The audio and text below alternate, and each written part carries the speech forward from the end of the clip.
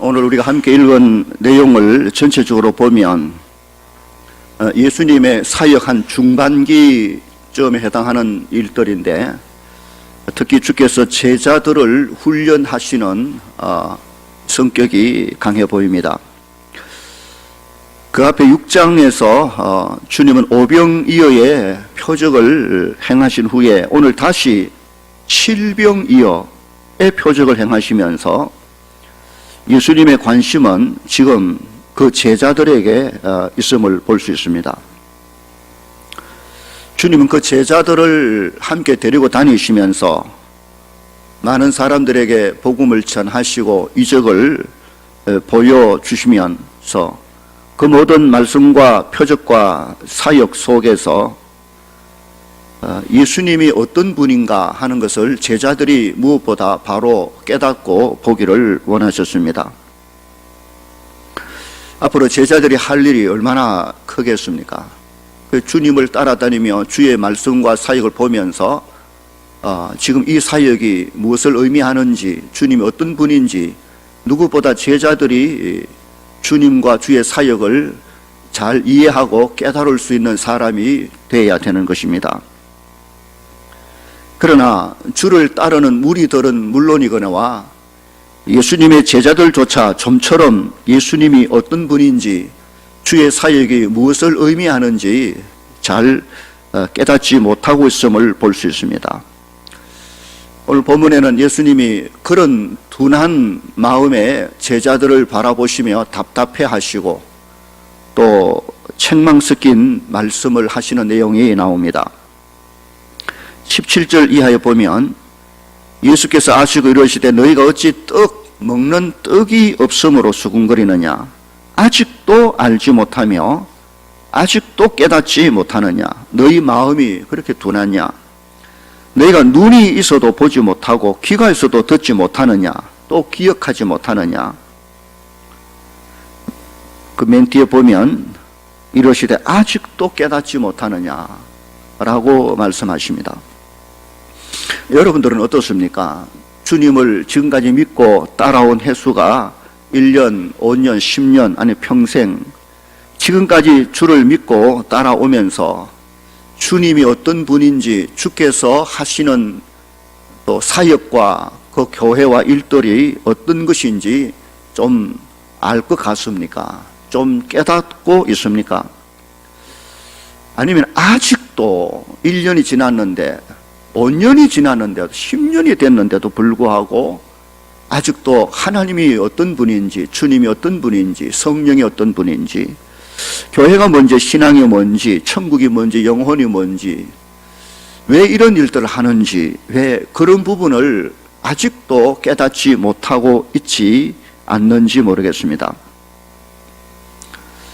오늘 보면 1절부터 그 상황을 한번 살펴보십시다. 1절에서 9절까지 내용은 칠병이어 보리떡 7개와 물고기, 작은 물고기 2마리로 다시 이적을 베풉니다. 그런데 6장의 오병이어 이적과 거의 같습니다.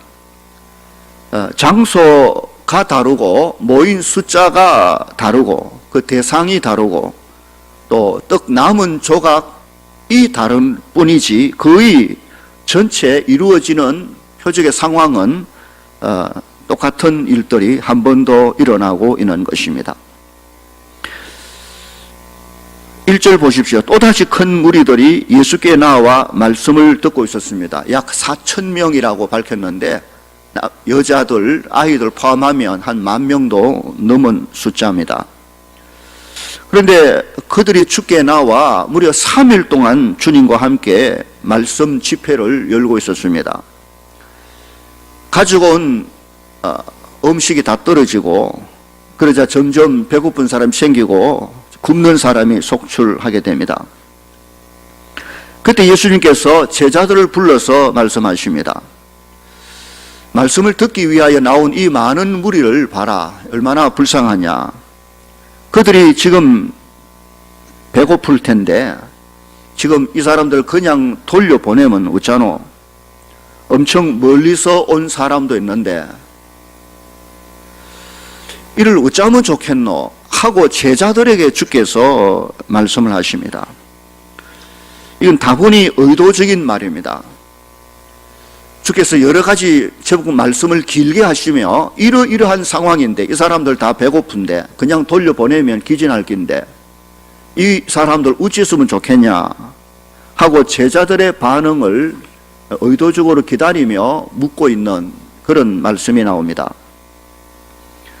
예수님은 얼마 전에 오병이어의 표적을 제자들 앞에서 행한 일이 있었기 때문에 그런 걸 한번 경험한 제자들이 이제 동일한 사건 앞에서 어떤 반응을 보일 것인가, 믿음의 반응을 보일 것인가, 불신앙의 반응을 보일 것인가 사뭇 궁금해 하시며 제자들의 반응을 묻고 계신 것입니다.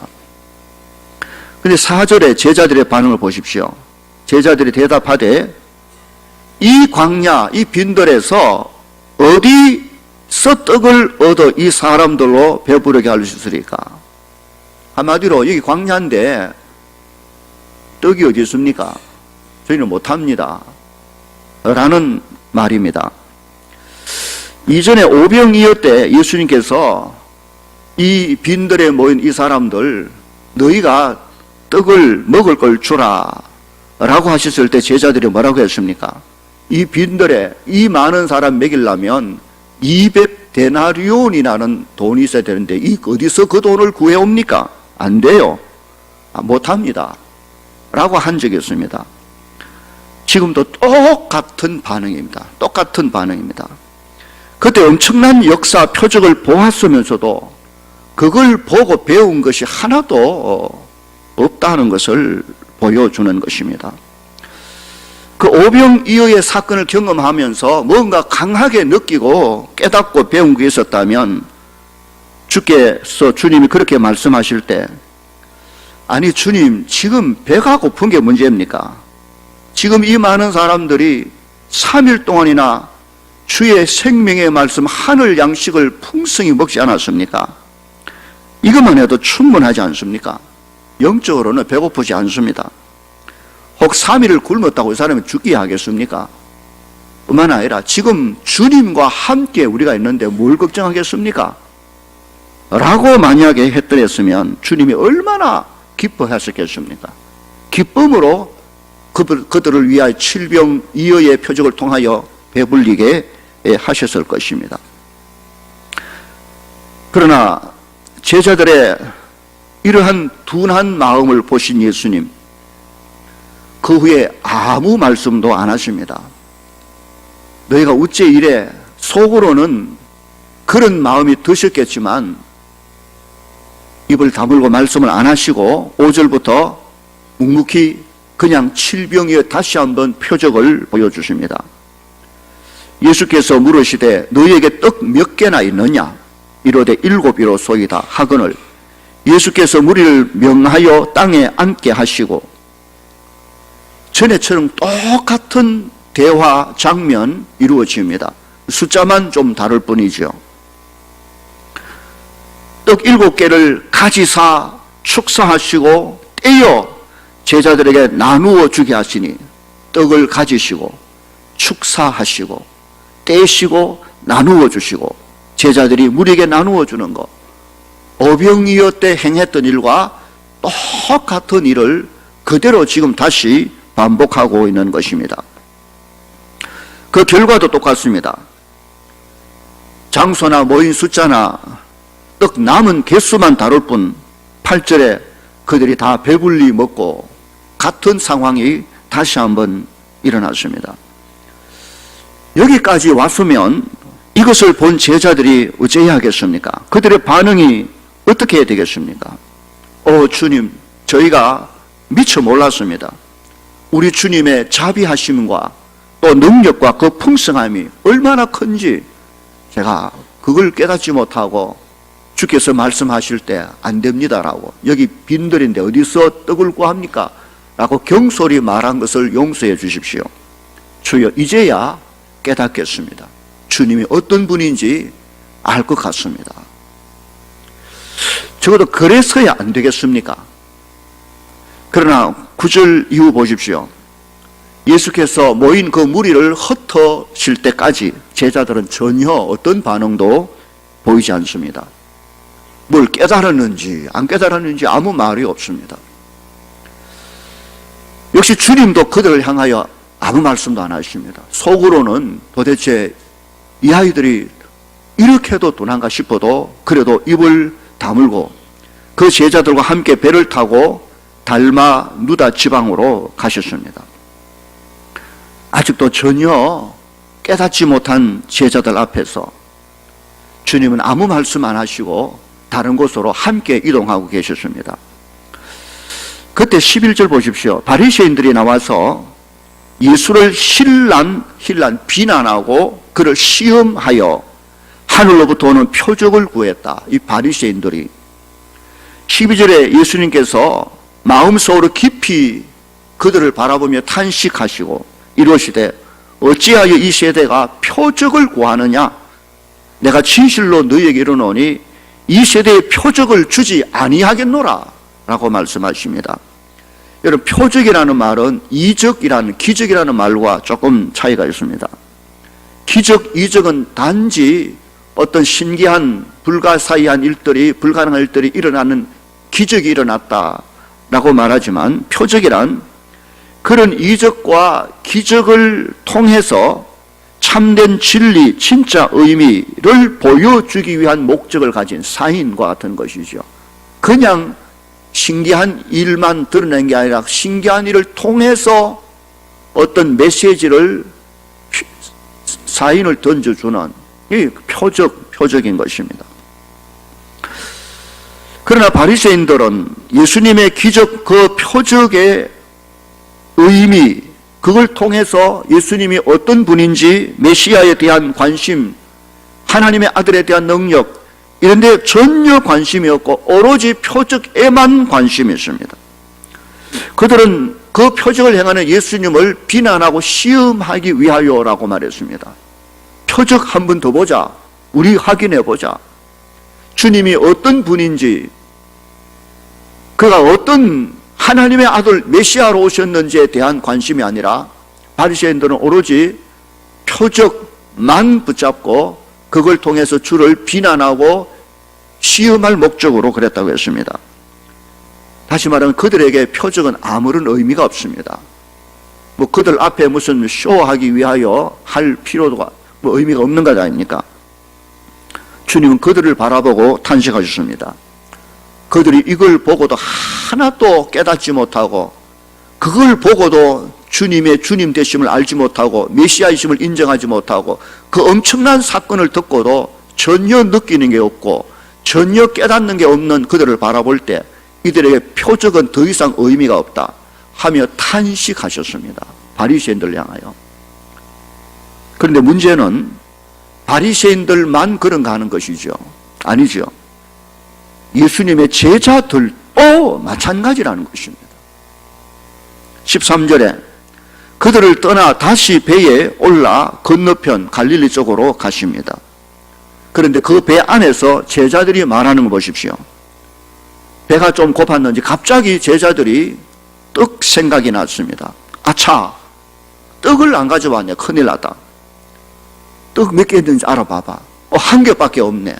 이 한 개 가지고 여기 있는 우리가 다 어떻게 먹어? 떡이 없다. 큰일 났다. 좀 그때 많이 좀 준비해 놓을 걸. 떡 걱정을 하고 있었습니다. 옆에서 듣고 계신 예수님의 마음이 어땠을까요? 어째 이것들이 아직도 뭔가를 깨닫지 못하고 있는지, 여전히 떡만 먹는, 떡만 생각하는지 답답해 하셨을 것입니다. 그때 주께서 15절에 강하게 경고하여 말씀하십니다. 삼가 바리새인들의 누룩과 헤롯의 누룩을 주의 조심해라. 바리새인들이란 율법주의자들, 외식주의, 형식주의자들을 말합니다. 그리고 누룩은 이 밀가루를, 반죽을 부풀게 하는 어떤 영향력, 그들의 교훈을 말합니다. 헤롯의 누룩, 헤롯은 헤롯가의 사람들, 세속주의, 무슨 권력주의, 뭐 이런 사람들을 말합니다. 그들이 말하는 조심해라. 얘들아, 지금 떡이 문제가 아니다. 지금 떡이 문제가 아니다. 너희가 바른 하나님의 말씀을 붙잡지 아니하면 이 바리새인들, 율법주의, 외식주의자들, 형식주의자들의 교훈에 붙들리면 큰일 난다. 세속주의, 권세주의, 세상적인 쾌락주의, 이런 교훈을 받으면, 영향받으면 큰일 난다. 조심해라. 지금 먹는 떡보다 중요한 것은 주의 말씀, 하나님의 말씀이야. 그 이야기를 하고 계신 것입니다. 그러나 제자들은 여전히 둔하기 짝이 없습니다. 예수님이 왜 갑자기 누룩 이야기하시는지 전혀 감을 잡지 못합니다. 단지 그들이 나올 때 떡을 안 가져왔기 때문에 예수님이 지금 우리한테 뭐라고 하는갑다.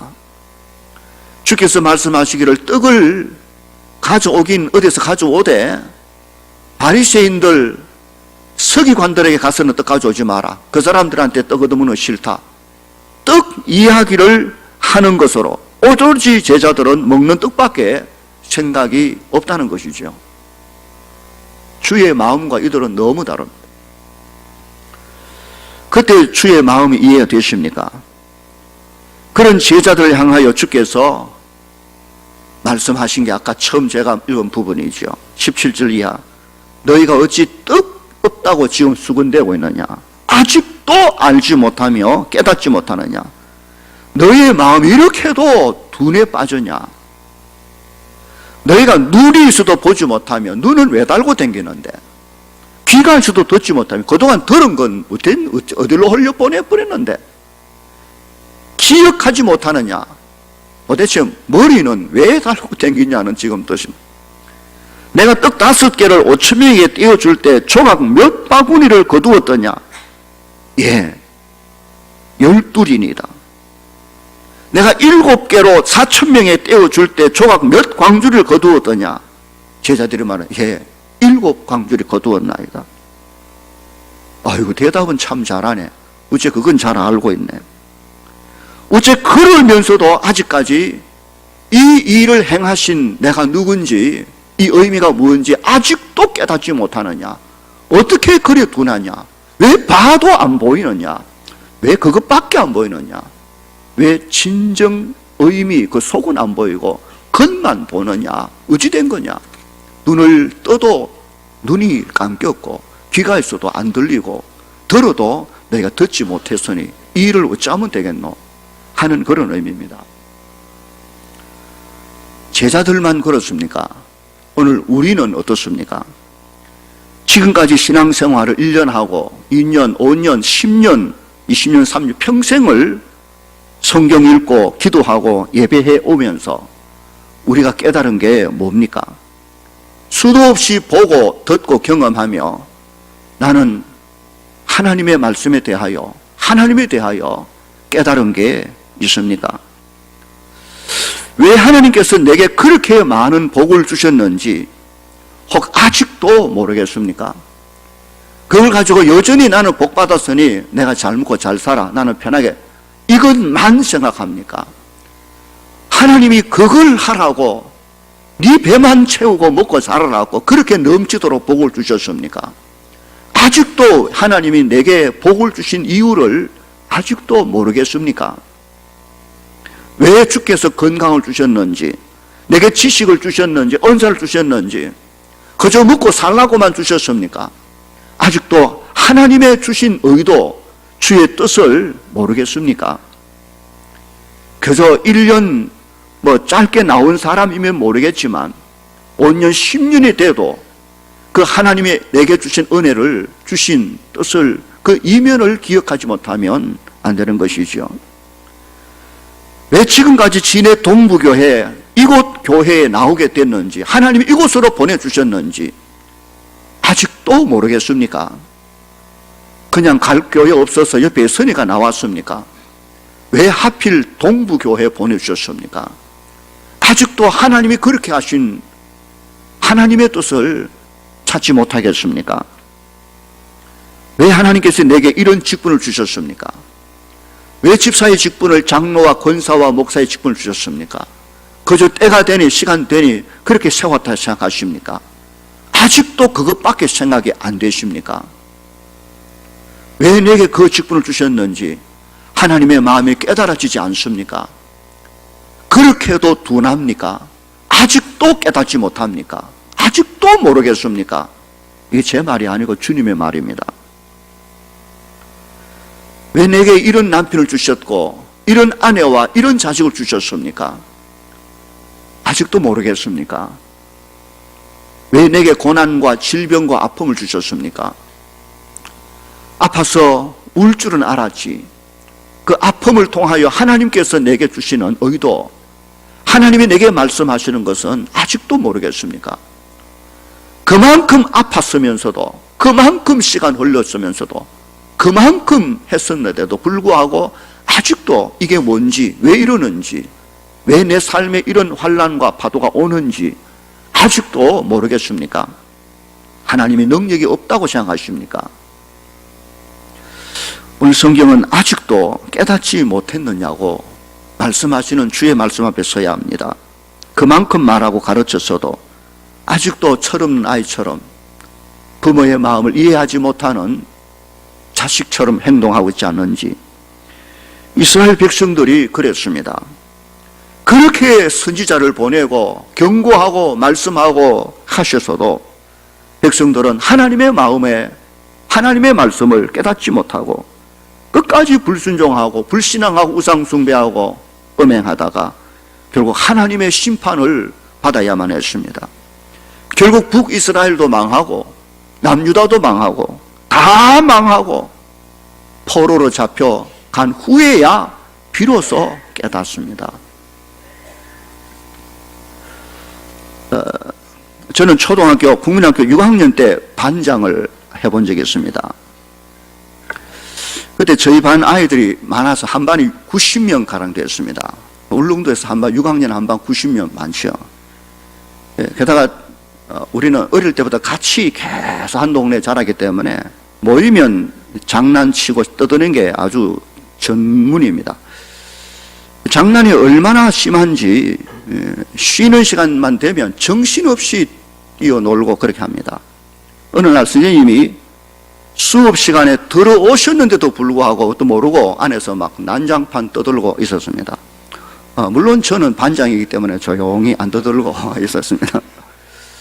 선생님 들어오시자마자 반장 나와 해가지고는 딱 나갔더니 손내 해가지고는 그 대나무 막대기로 사정없이 한 방을 맞았습니다. 왜 맞은지 알겠냐? 갑자기 맞아 모르겠습니다. 왜 때렸습니까? 그래 그럼 한 방 더 맞아 하고는 다시 한 번 더 손바닥을 맞았습니다. 왜 맞은지 알겠나? 모르겠습니다. 저는 안 떠들었는데요. 결국 한 방 더 맞아야 되겠구나 해가지고 3차례를 그냥 맞고야 제가 대답을 했습니다. 예, 왜 맞은지 알겠냐? 예, 제가 반장인데 우리 아이들 수업 전에 좀 조용히 안 시켜서 그래서 때린 것 같습니다. 그래, 이제야 반장이 할 일이 뭔지 깨달았느냐? 이제야 알겠느냐? 저는 그때 세대를 아프게 맞고야 비로소 깨달았습니다. 반장은 반 조용히 해야 될 책임이 있다는. 여러분, 하나님 앞에 맞기 전에 깨달을 수 있는 그런 지혜가 꼭 있기를 바랍니다. 꼭 두드려 맞고 나서야 비로소 깨닫는 우둔함보다 하나님 앞에 먼저 나가서 순종하고 이쁜 행동 보이고 얼마나 좋습니까? 오늘 본문 마지막 22절로 25절까지 한 기록은 지금까지 말한 일들을 상징적으로 보여주는 한 사건, 그리고 어떻게 문제를 해결해야 할 것인가를 가르치는 내용으로 적용할 수가 있습니다. 22절에 베세다의 이름의 사람들이 맹인 한 사람을 예수께 데리고 와서 주께서 손을 떼어 낫게 해 주시기를 구했습니다. 23절에 예수께서 맹인의 손을 붙잡으시고 밖으로 데리고 나가십니다. 그리고 눈에 침을 뱉으시며 안수, 그 말라 붙어버린 눈을 적시고 그리고 그에게 안수해 주십니다. 은혜를 베푸시지요. 주님이 만져주셨습니다. 주께서 치료하고 계신 것이죠. 24절에 23절 끝에 그리고 주께서 묻습니다. 뭐가 보이느냐? 24절 그가 쳐다보며 이르되 사람들이 보입니다. 그러나 나무 같은 것들이 걸어가는 것을 보나이다. 뭐가 사람 같은데 나무 같은 것들이 희미하게 어슴푸레 오늘 안개 속에 뭐가 희미하게 보이듯이 그렇게만 보일 뿐입니다. 깨끗하게 다 안 보인다 이거죠. 그때 25절 주께서 그 눈에 다시 한 번 더 안수하십니다. 다시 한 번 더 안수하심에 그가 주목하여 보더니 나아서 모든 것을 밝히 그제야 보게 됐습니다. 여러분, 이 사건을 보면서 왜 주께서 두 번이나 안수하셔야 될까요? 한 번 안수해서 왜 안 됐을까요? 주의 능력이 부족해서 해보니 힘이 딸려서 안 돼서 그래서 한 번 더 했을까요? 천만에 만만에 그렇지 않습니다. 주께서 한 번 해가 능력이 다 없어서 부족해서 또 한 번 하고 그럼 또 안 되면 또 한 번 하고 될 때까지 그럴 주님이 아니십니다. 주님은 그에게 첫 번째 안수해 주셨고 은혜 베풀어 주셨습니다.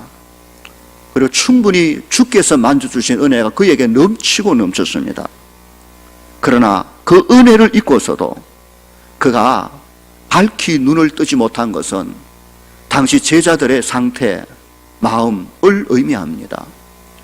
오병이어의 놀라운 표적을 보았으면서도 그 뒤에 주님이 누구인지 어떤 분인지 깨닫지 못한 여전히 희미하게만 보는 지금까지 하나님의 은혜를 한없이 받았고 누렸음에도 불구하고 그 은혜가 모자라서가 아니라 우리의 심령이 둔해가지고 하나님이 어떤 분인지 주께서 왜 그렇게 하시는지 알지 못한 여전히 희미하게만 보는 우리의 상태를 그대로 보여주는 내용 아니겠습니까? 무엇이 필요합니까? 또 한 번의 은혜가 필요합니다. 다시 한 번 은혜가 필요합니다. 하나님의 은혜를 지금까지 혹 헛되이 잘못 받았으면 이제는 제대로 말씀 붙잡고 눈을 열 수 있어져야 될 것입니다. 또 한 번의 은혜는 우리에게 끊임없이 필요합니다. 한 번만 주시고 마는 분이 아닙니다. 우리가 이전에 놀라운 은혜를 받았어도 너무 잘 관리하지 못해서 영적으로 성장을 못했다면 이제 다시 한번 주여 내게 은혜가 필요합니다 라고 주 앞에 엎드려야 됩니다.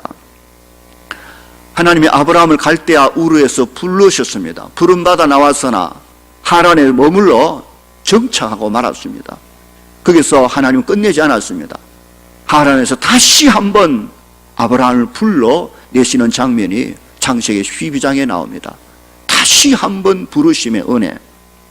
요나도 하나님의 부름받고 나갔으나 순종하지 않았습니다. 고레배 속에 들어가 고생 실컷 하고 나와서 하나님이 다시 한번 요나에게 말씀하셔 사명 감당하게 하신 다시 한번 은혜는 필요합니다. 첫 번째 은혜가 하나님의 능력이 부족한 것이 아니라 우리가 영적으로 둔하여 깨닫지 못하여 감당하지 못했다면 그대로 끝내버리는 인생이 아니라 다시 한번 하나님 내 인생의 은혜와 능력 주십시오 라고 할 때가 지금 필요하다는 말입니다. 지금까지 살아오면서 여전히 내 영적 시야가 희미하고 가려서 이것도 저것도 깨닫지 못하고 그저 눈에 보이는 대로만 말하고 원망 불평하고 살았다면 이제 우리에게 다시 한번 하나님의 은혜가 필요하다는 사실을 기억해야 됩니다. 주여 내 눈을 뜨게 하소서, 내 귀를 다시 한번 열어주소서, 성령의 기름 부음 채워주시옵소서. 하나님의 말씀과 사명과 내 삶의 의미들을 한 번 더 깨달을 수 있는 기회를 주시옵소서. 바로 이것이 우리가 들어야 될 메시지가 아니겠나 그렇게 생각합니다. 오늘 우리 속에 다시 한번 하나님의 은혜가 필요하다면 정말 겸손히 무릎 꿇고 주의 성령을 구하며 그 앞에 나가십시오. 인생은 얼마든지 주 안에서 다시 새롭게 하고 눈 뜰 수 있음을 기억하고 믿음으로 남은 인생 승리하며 사는 우리 모두가 되기를 주의 이름으로 간절히 축원합니다. 기도하십시다. 우리 하나님 말씀을 기억하며 기도하십시다. 주의 관심은 그의 제자들에게 있습니다. 아니 오늘 저와 여러분에게 있습니다. 그만큼 보고도 깨닫지 못한 제자들 향하여 주의 마음은 한없이 답답했지만 다시 한번 은혜를 베풀어 보여주십니다. 아직도 깨닫지 못합니까? 이제는 깨달으셔야 됩니다. 이제는 아셔야 됩니다. 이제는 하나님 앞에 바른 삶을 사셔야 됩니다. 주여 내게 그 은혜를 주시옵소서. 다 함께 통성으로 말씀 붙들며 한번 소리내서 결단하는 시간 되기 바랍니다. 통성으로 기도하겠습니다. 거룩하신 아버지, 은혜와 사랑을 감사합니다. 하나님께서 우리에게 베푸신 은혜가 너무너무 크고 많지만 우리가 영적으로 둔하여 눈을 뜨지 못하고 어두운 상태에 있었습니다. 다시 한번 하나님의 은혜가 우리 속에 넘치기를 원합니다. 다시 한번 우리를 만져주시고 우리의 눈을 열어주셔서 주님이 어떤 분인지 주의 영광을 보기를 원하고 우리의 사명을 깨닫게 되기를 소원합니다. 주여 우리를 도우소서. 성령이여 함께하여 주옵소서. 비록 연약하여 넘어져 있지만 그 넘어진 자리에서 끝나는 것이 아니라 다시 한번 하나님의 은혜를 붙잡고 말씀을 붙들고 일어설 수 있는 저희들 되게 하여 주시기를 간절히 바라옵고 소원하옵나이다. 성령이여 도와 주시옵소서. 은혜 베푸어 주시옵소서. 아무도 우리의 인생 가운데 때로 고난받고 넘어질지라도 넘어져 일어나지 못하는 인생 없게 하시고 또 한 번의 하나님의 은혜를 기대하며 간구하며 바라보며 일어설 수 있는 저희들 되어지도록 역사하여 주시옵소서. 거룩하신 아버지 감사합니다. 수많은 은혜와 그 복을 받았지만 아직도 깨닫지 못한 우리의 우둔한 심령, 주께서 그럼에도 불구하고 또 한 번의 은혜를 베풀어 우리로 다시 한번 하나님의 나라를 위하여 살아낼 수 있도록 은혜 주심을 감사합니다. 우리 모든 성도들에게 또 한 번의 은혜가 있어 주님 주신 삶을 오롯이 주 앞에 아름답게 가치 있게 살아낼 수 있도록 역사해 주시옵소서. 감사하고 예수님 이름으로 기도하옵나이다. 아멘.